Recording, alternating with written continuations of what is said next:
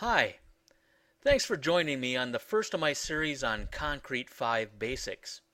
Now I've just installed a Concrete5 installation on my Arvex hosting plan using the sample content, and I've got a website basically laid out just as you would have, and that's what we're viewing at this time.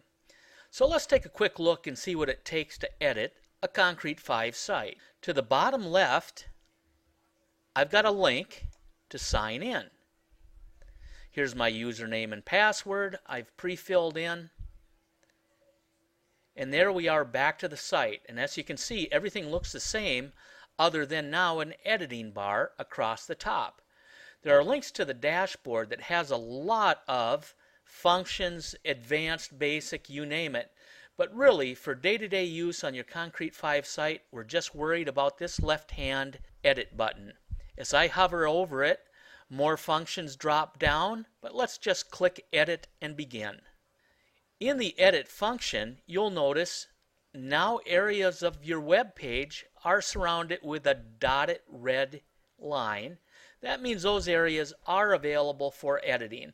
And as I hover the mouse over them, you'll see that the background turns to gray, once again indicating that this is an area that you can change doing nothing more than just clicking on it.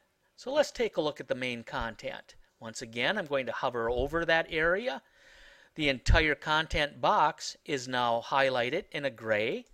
I'm clicking and I will choose Edit.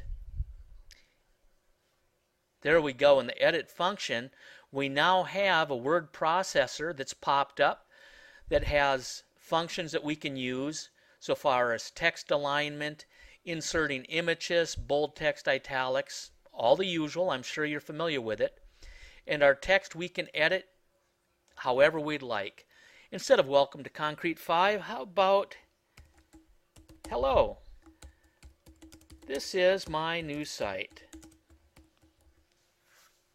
When I go down and hit save, instantly it's changed on the site. However, you're the only one that's seeing this as the administrator of the website. So how do we get the public to see the change that we just made in seconds? It's as simple as going back up to editing and selecting Publish My Edits.